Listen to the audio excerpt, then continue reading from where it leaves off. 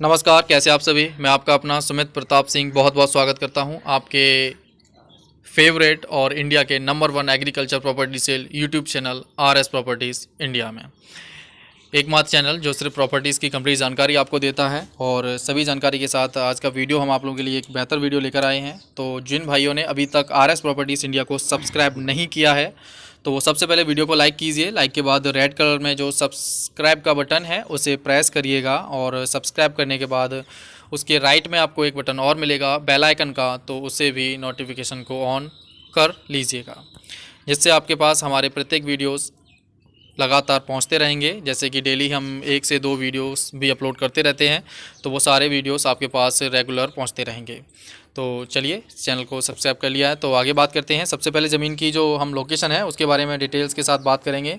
तो आज हमारे साथ जुड़ चुके हैं ज़मीन के मालिक। तो हम जानना चाहेंगे सर, ये ज़मीन जो है वो किस ग्राम में आती है सर आपकी? वो ग्राम आती है, ग्राम है भारौल। और अच्छा, ये बताइए भारौल के बाद आपका जो ब्लॉक रहेगा वो क्या रहेगा सर आपका? ब्लॉक ही भारौल रहेगा। अच्छा, ये बताइए जैसे भारौल आपका ब्लॉक है तो यहाँ जो तहसील लगेगी वो तहसील कौन सी रहेगी सर? तहसील वैसे तो सुखावास थी पर लेकिन अब सिरसांज हो चुकी है। अच्छा, तहसील आपकी सिरसागंज है और तो डिस्ट्रिक्ट तो आपका फिरोजाबाद ही है सर। और ये ज़मीन जो है वो आपकी उत्तर प्रदेश में है। हाँ, ब्लॉक चलिए, अच्छा ठीक है, काफ़ी बढ़िया है। अच्छा ये बताइए ज़मीन जो है वो प्रॉपर आप ही के नाम पर है या अन्य किसी अन्य लोगों के नाम पर भी है? ज़मीन है वो 16 बीघा हमारे नाम पर है और 4 बीघा हमारी वाइफ के नाम पर है। अच्छा अच्छा, दो आपकी जो ज़मीन है वो करीबन 2 पर्सन के नाम पर है, मतलब आपके नाम पर 16 बीघा है और आपकी वाइफ के नाम पर 4 बीघा ज़मीन है। अच्छा ये बताइए ज़मीन जो है, जैसे कि आपका जो वीडियो है इसमें आपने दिखाया है कि ऑन हाईवे पर है, तो ये कौन सा हाईवे है सर आपका? वो है मैनपुरी आगरा हाईवे है। अच्छा, मैनपुरी आगरा हाईवे पर आपकी ये ज़मीन है। चलिए, काफ़ी बढ़िया है। मैनपुरी आगरा हाईवे पर आपकी ज़मीन है जो करीबन 20 बीघा ज़मीन का टुकड़ा आप सेल करना चाहते हैं, जिसमें 16 बीघा आपके नाम पर है और 4 बीघा आपके नाम पर। चलिए, काफ़ी बढ़िया। ये बताइए इसमें जो फ्रंट रहेगा वो कितना मिल जाएगा फ्रंट हमें? फ्रंट रहेगा 8.5 बीघा करीब फ्रंट रहेगा। अच्छा, 8.5 बीघा। चलिए, जो तो बहुत बड़ा फ्रंट हो जाएगा आपका। 8.5 बीघा का फ्रंट यहाँ मिल जाता है। ऑन रोड पर है। अच्छा, ऑन रोड पर काफ़ी बढ़िया है। जैसे रोड हमने देखा हुआ है, ये काफ़ी बढ़िया रोड है और देखा जाए तो 4 लाइन हाईवे है ये आपका। 4 लाइन हाईवे पर जो अभी बनकर तैयार हो रहा है और लगभग कंप्लीट तैयार हो चुका है। चलिए ठीक है, आगे बताइए जिस ज़मीन पर जो फसलें होती हैं सर, तो वो क्या क्या फसलें हो जाती हैं सर? इस जमीन पर फसलें टोटल होती हैं, जैसे कि मान लो आलू करोगे आप, आलू अच्छा, धान, ये बताइए आलू गन्ना कैसा कर होता है सकते सर? हैं। आलू कैसा होता है? आलू बहुत अच्छा निकलता है, 1 बीघे में करीब 55-60 का एवरेज आता है। और यहाँ सिरसांज की एरिया में आलू बहुत ज़्यादा होता है। यहाँ से आलू ऑल इंडिया में चलता है। हाँ बिल्कुल बिल्कुल, जैसे आप बता रहे हैं, जैसे आप हम समझ सकते हैं सिरसागंज काफ़ी फेमस जगह है अपना फिरोजाबाद आपका, जिसमें ज़मीन जो है ज़मीन पर आलू की खेती सर्वाधिक होती है और ये ऑल इंडिया सेल रहता है। तो देखा जाए तो फिरोजाबाद एक टॉप लेवल पर है आलू की खेती के मामले में। तो मतलब आपकी ज़मीन पर आलू काफ़ी बेटर होता है। अच्छा बताइए, आलू के बाद और क्या क्या फसलें आप इस ज़मीन पर कर लेते हैं? बाद यहाँ पर आप धान भी कर सकते हैं, गन्ना कर सकते हैं, चना कर सकते हैं, मटर कर सकते हैं, बाजरा कर सकते हैं, मक्का, अन्न और दालें भी कर सकते हैं आप। अच्छा, मतलब दालें वगैरह सर। ये बताइए सर इस पे, जैसे कि आपने बताया धान भी कर सकते हैं, तो धान कैसा होता है? बढ़िया होता है इस पर? धान अच्छा होता है क्योंकि इधर बम्बा साइड से है तो नहर के किनारे है, तो धान की मतलब पैदावार बहुत अच्छी होती है। अच्छा, मतलब बम्बा वगैरह पास में है तो पानी का साधन काफ़ी बढ़िया है, तो इस वजह से फसल काफ़ी अच्छी हो जाती है। अच्छा ये बताइए, जैसे फसल में जैसे आपने बताया कि धान गन्ना वगैरह से हो जाता है, तो यहाँ हरी सब्जियाँ भी हो जाती हैं क्या? हाँ, हरी सब्जी तो ऑल ही होती हैं, कोई भी तुम हरी सब्जी कर सकते हो, जैसे मटर वगैरह है, कल्ला, गोभी, हर कोई मतलब हर चीज़ होती है। अच्छा, हर प्रकार की फसलें आप यहाँ मतलब सब्जी में सब कुछ उगा सकते हैं। चलिए, काफ़ी बढ़िया है। तो लोकेशन भी काफ़ी बढ़िया। अगर ये बताइए जैसे ज़मीन पर जैसे आपका वाटर लेवल है वो कितना रहेगा यहाँ? जो वाटर लेवल है, क्योंकि नहर की वजह से इसका वो 60 फीट अच्छा, करीबन 60 है। अच्छा चलिए, 60 फीट तो काफ़ी बढ़िया वाटर लेवल है। तो ये बताइए ज़मीन पर कोई बोर वगैरह हो रखा है? हाँ, बोर हो रखा है। एक ज़मीन है तो उसमें बोर करना पड़ता है उस करने के लिए। समझ, बिल्कुल सर बिल्कुल, जैसे कि आप बता रहे हैं। तो ये बताइए जैसे ज़मीन पर लाइट्स तो आपकी अवेलेबल है, या हाईवे पर है तो लाइट्स तो लाइट्स है, लाइट्स वो रहती है 1.5 किलोमीटर एरिया में है। अच्छा, और भारौल तो अच्छा आपके ये बताइए जैसे भारौल आपका यहाँ पास में 1.5 किलोमीटर एज अ मार्केट देखा जाए तो रहता है और लाइट तो आपकी प्रॉपर हाईवे पर लगी हुई है।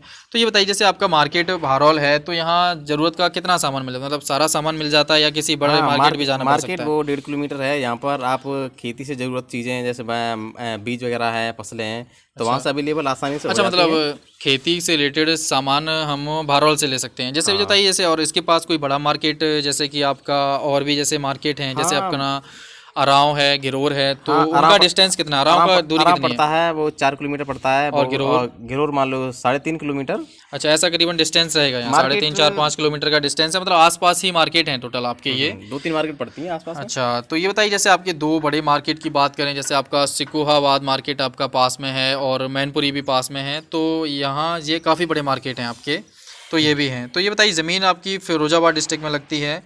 अच्छा, आप ये बताइए यहाँ क्या क्या सुविधाएं अवेलेबल हैं? अगर जैसे कोई भी पर्सन ज़मीन खरीदना चाहता है यहाँ, तो उसे क्या क्या सुविधाएं मिलेंगी यहाँ? यहाँ पर सुविधा मिलेगी आपको। आप आस पास में एक IIT कॉलेज भी है, एक डिग्री कॉलेज भी है, ढाबा है, पेट्रोल पंप भी है। अच्छा, मतलब किसी चीज़ की कमी नहीं पड़ेगी यहाँ पर। अच्छा, यहाँ हर चीज़ अवेलेबल है। अच्छा, सारी सुविधाएं लगभग अवेलेबल हैं। अच्छा, ये बताइए, जैसे कि यहाँ ज़मीन अगर कोई अदर पर्सन खरीदना चाहता है, जैसे कि आपका देखा जाए तो कॉलेज, स्कूल, पेट्रोल पंप या किसी अदर फैक्ट्री वगैरह के लिए या किसी अन्य पर्पज़ से ज़मीन खरीदता है, फार्म हाउस या कोई मैरिज होम वगैरह से बनाना चाहता है, तो ये ज़मीन आपकी काफ़ी बेटर रहेगी। ये सोशल मतलब वर्कर के लिए सही है। और यहाँ पर हर चीज़ अवेलेबल है, मार्केट है। तो यहाँ पर आप कुछ भी काम करोगे, पेट्रोल पंप खोलोगे या गेस्ट हाउस खोलोगे, क्योंकि ऑलरेडी वहाँ चल रहे हैं, तो यहाँ चल जाएगा मतलब। अच्छा, मतलब आपका 4 लाइन हाईवे अभी भी बनकर तैयार हुआ है, ये 4 लाइन हाईवे हुआ है तैयार। तो जब जैसे कि आपका मैनपुरी आगरा हाईवे है, तो सारी सुविधाएं लगभग यहाँ आपको अवेलेबल करा दी गई हैं। अच्छा, ये बताइए, जैसे कि मान लीजिए ज़मीन यहाँ कोई पर्सन खरीदता है, तो यहाँ मान लीजिए एक प्रॉपर ज़मीन कोई भी पर्सन जैसे डिमांड रहती है कि आबादी का होना बेहद ज़रूरी रहता है। जैसे एक आउटर क्षेत्र में कोई ज़मीन नहीं लेगा, मतलब हाईवे है, हाईवे के आसपास अगर प्रॉपर आबादी नहीं है तो थोड़ी दिक्कत फेस करनी पड़ती है।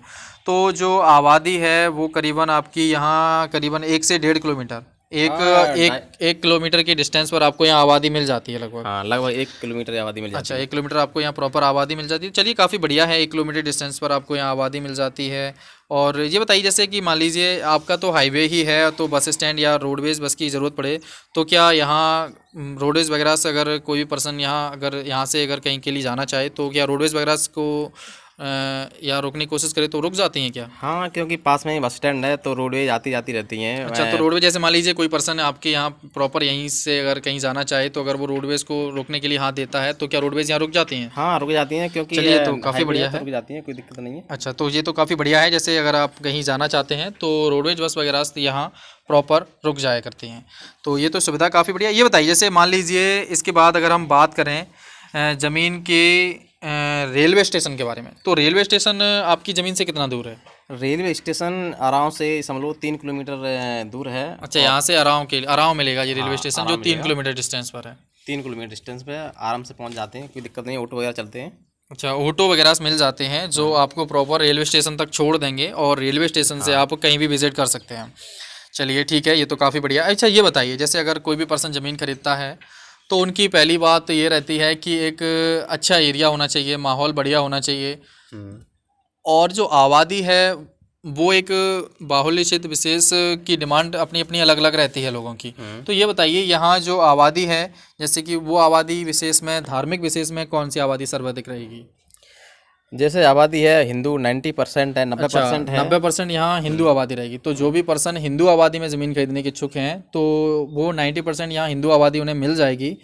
तो ये तो काफ़ी ज़्यादा बेटर है। जैसे हिंदू आबादी में किसी को ज़मीन चाहिए, तो वो 90% आबादी यहाँ हिंदू रहेगी, तो काफ़ी बेटर रहेगा। अच्छा, ये बताइए, जैसे अब हमने धार्मिक विशेषता की बात की है कि यहाँ आबादी हिंदू है। अच्छा, कई बार होता है कि जाति विशेष का भी कुछ बाहुल्य क्षेत्र रहता है यहाँ, तो ये बताइए, आपका जैसे ये भारौल का क्षेत्र है, तो ये किस जाति विशेष के लिए जाना जाता है? ये ज़्यादातर तो है यादव लोग हैं, बाहुल्य क्षेत्र यादव लोग यहाँ पर रहते हैं, 90% समथिंग। अच्छा, और अन्य जाति 10% है। अच्छा, तो देखा जाए तो यहाँ यादव बाहुल्य क्षेत्र काफ़ी अधिक है और अदर कास्टें थोड़ी कम हैं छोटे से एरियाज़ में। चलिए, कोई दिक्कत नहीं है वहाँ। अच्छा, ये बताइए, जैसे ज़मीन हम आपकी अगर लेना चाहें, तो अगर जैसे मान लीजिए ज़मीन यहाँ आसपास कोई पर्सन ज़मीन खरीदता है और उसे रेंट पर या लीज़ पर किसी पर्सन को देता है, तो प्रति बीघा का वो जो चार्ज है वो कितना रहता है? हमारे यहाँ पर जो वैसे तो आलू खेती है, तो यहाँ पर ये रहता है 5,000 रुपये प्रति बीघा। अगर आप एकड़ में लेना चाहते हैं तो 25,000 रुपये प्रति एकड़ यहाँ ले सकते हैं। अच्छा, जैसे मान लीजिए ज़मीन हम कोई पर्सन लेना चाहता है तो 5,000 बीघा रहेगा या इससे ऊपर भी हो सकता है? नहीं, इतना लिमिट है, ऊपर ही हो सकता है थोड़ा बहुत, अगर आलू महंगा है तो कभी कोई 1,000-500 बढ़ जाते हैं, पर इतना लिमिट है 5,000 अच्छा, रुपये रहता है। 5,000 के आसपास की लिमिट रहती है। तो पर बीघा की, जैसे अगर किसी को ज़मीन देना है लीज़ पर 1 साल के लिए, तो 5,000 रुपये प्रति बीघा से अगर हाँ कोई पर्सन ज़मीन खरीदना चाहता है तो वो ज़मीन खरीद कर लीज़ पर भी दे सकते हैं आप। जैसे मान लीजिए आप 20 बीघा ज़मीन खरीदते हैं तो उसे लीज़ पर भी आप 5,000 रुपये प्रति बीघा के रेट पर दे सकते हैं। चलिए, ये तो काफ़ी बेटर है। अच्छा, ये बताइए, जैसे कि डिटेल्स लगभग हमने आपसे कंप्लीट की है, तो जैसे ज़मीन के लिए जैसे इसकी जो कीमत है, वो कीमत आप क्या रखेंगे सर इसमें? इसकी ज़मीनी कीमत तो वैसे बहुत है क्योंकि रोड के किनारे है, पर इसकी जो कीमत है मनी प्रॉब्लम होने के कारण मैंने इसकी कीमत जो रखी है 11.5 लाख रुपए प्रति बीघा है। अच्छा। और वैसे 57 लाख रुपए प्रति एकड़ हो सकती है। अच्छा, 57.5 लाख रुपए प्रति एकड़ और 11.5, मतलब आप इस ज़मीन को एक्चुअल कीमत से भी कम कीमत में सेल कर रहे हैं, बजाय रहेगी पैसे की बेहद आवश्यकता। हाँ, 50% कम समझ लो, क्योंकि जैसा जहाँ है जगह है उसके हिसाब से बहुत कम है। अच्छा, लगभग देखा जाए तो 30% तो मिनिमम होगा ही परसेंट कम, क्योंकि ज़मीन की कीमत अगर यहाँ एक्चुअल देखी जाए तो करीबन 25-20 लाख रुपए से पर बीघा से कम नहीं है।